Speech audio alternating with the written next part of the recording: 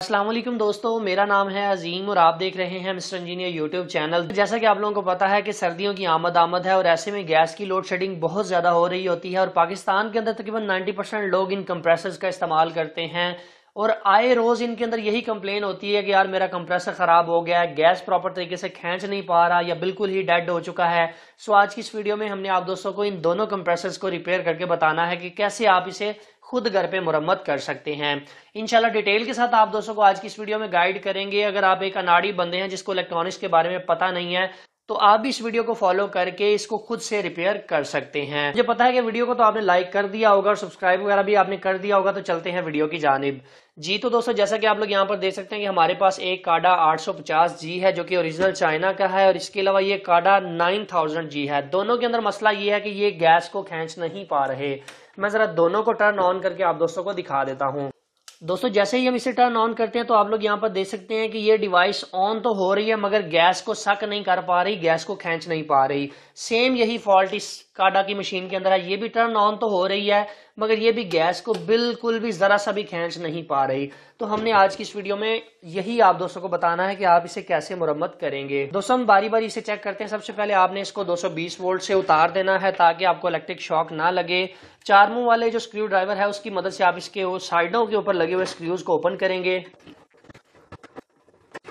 ये जो चीजें हम आप दोस्तों को बिल्कुल फ्री में बताते हैं, ये चीजें आप दोस्तों को कोई बंदा नहीं बताएगा, तो इसलिए हम आप दोस्तों से यही रिक्वेस्ट करते हैं कि वीडियो पसंद आने की सूरत में इनको लाइक जरूर किया करें, इससे हमारी हौसला अफजाई हो जाती है।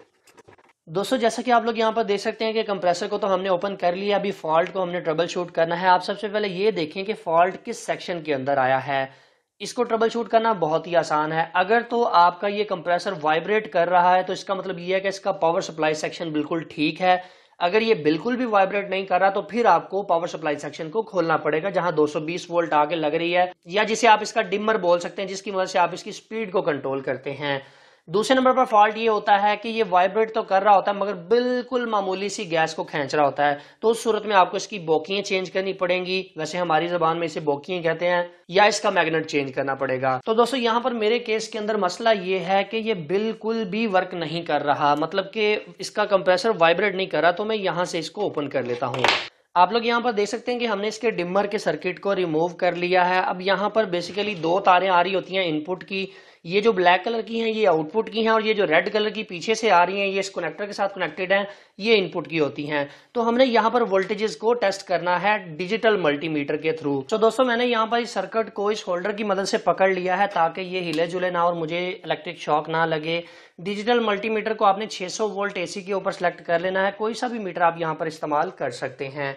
अब मैं इसको 220 वोल्ट के साथ कनेक्ट कर देता हूं। जैसे ही हम इसे कनेक्ट करेंगे तो आप लोगों ने ये देखना है कि ये जो रेड कलर का कनेक्टर लगा हुआ है इसके ऊपर आपने वोल्टेजेस की टेस्टिंग करनी है। यहाँ पर मैं दोनों प्रॉब्स को लगाता हूं तो यहाँ पर 238 वोल्ट रेड कलर वाले के ऊपर आ रहे हैं, जबकि हम ब्लैक सॉकेट के ऊपर यहाँ पर चेक करते हैं तो आप लोग यहाँ पर देख सकते हैं कि 237 238 वोल्ट यहाँ पर भी आ रहे हैं, जिसका मतलब ये है कि इसका डिमर ठीक है। दूसरा तरीका ये है कि आप आउटपुट के सेक्शन के ऊपर इन प्रॉब्स को लगाएं और इस डिमर को हल्का सा घुमाएंगे तो आप लोगों को इसके वोल्टेजेस कम होते दिखाई देंगे। तो आप यहाँ पर देख सकते हैं कि इसके वोल्टेजेस में थोड़ी बहुत कमी बेशी आपको आएगी, जिसका मतलब ये है कि ये डिमर तो बिल्कुल ठीक है, इससे आगे जो है वो करंट पास नहीं हो रही, इस कंप्रेसर की वाइंडिंग के अंदर मसला आ चुका है। सो हमें इसको खोलना पड़ेगा।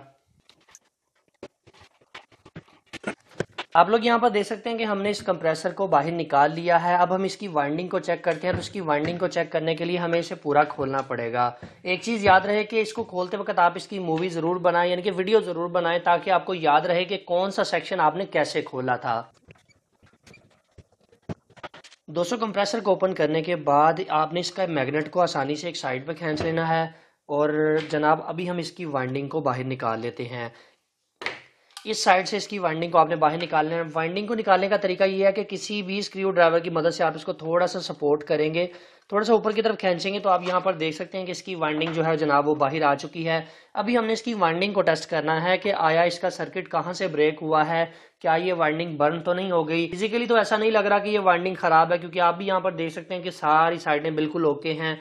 तो इनके किसी कनेक्शन के अंदर कोई मसला आ गया होगा। इस कंप्रेसर को गिराने की वजह से अक्सर औकात ये मसले आ जाते हैं कि गिरने की वजह से कोई वायर टूट जाती है या इस तरह के 100 इश्यूज हो सकते हैं। सो हमने इसकी वाइंडिंग को भी टेस्ट करना है। ये जो कॉपर की वायर आप दोस्तों को दिखाई दे रही है, ये कहीं से ब्रेक हो चुकी है, जिसकी वजह से ये प्रॉपर काम नहीं कर रहा। अक्सर औकात ऐसा होता है कि यहाँ से ये वाला जो कॉपर की वायर है ये टूट जाती है, तो मुझे यहाँ से सबको चेक करना पड़ेगा कि कौन सी वायर जो है वो डैमेज हुई है। तो ये भी ठीक है, ये भी ठीक है, यहाँ पे मुझे थोड़ा सा डाउट लग रहा है इसके अंदर।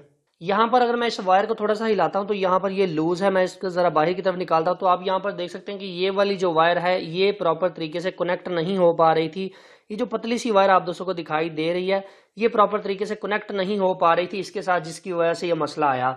अक्सर औकात हीट अप होने की वजह से भी ये मसला आ जाता है कि अगर आप इसको मुसलसल चलाते रहते हैं, काफी देर चलाते हैं, तो उस वजह से ये वायर हीट अप होने की वजह से भी टूट जाती हैं। तो मुझे क्या करना है, मुझे ये करना है कि ये जो वायर यहाँ से टूटी है इसको उतार कर इसके ऊपर प्रॉपर तरीके से लपेट कर दोबारा से सोल्डिंग करनी है। सो मैं ये जरा जल्दी के साथ कर लेता हूँ।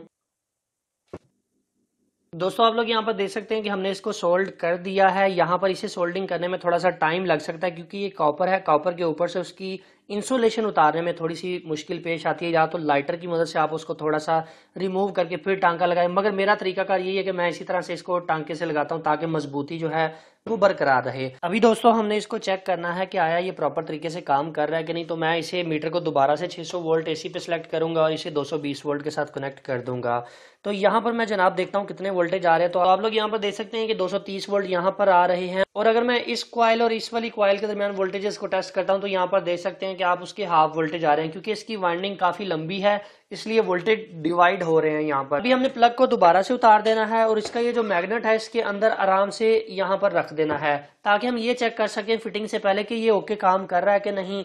तो मैं दोबारा से जब प्लग करूंगा तो आप यहाँ पर देख सकते हैं ये वाइब्रेशन होने लग चुकी है, ऑटोमेटिकली वो मूव कर रहा है, जिसका मतलब ये है कि इसके अंदर से करंट का फ्लो शुरू हो चुका है। और जब हम इसे प्रॉपर फिट करेंगे तो जो मैग्नेट है वो आगे पीछे प्रॉपर तरीके से काम करने लग जाएगा। सो अभी हम इसको दोबारा से फिट कर देते हैं। दोस्तों जैसा कि आप लोग यहाँ पर देख सकते हैं कि हमने पंप की ये साइड ने फिट करके इसको यहाँ पर लगा दिया। अब मैं इसकी ये जो पाइप है इन साइड वाला और आउट साइड वाला दोनों को यहाँ पर लगा देता हूँ। अभी जनाब हम इसको टेस्ट कर लेते हैं, फिर बाद में हम इसको फिट कर लेते हैं। तो जैसे ही मैं इसे प्लग इन करता हूँ तो आप यहाँ पर देख सकते हैं कि अच्छी खासी आपको आवाज़ भी सुनाई दे रही होगी।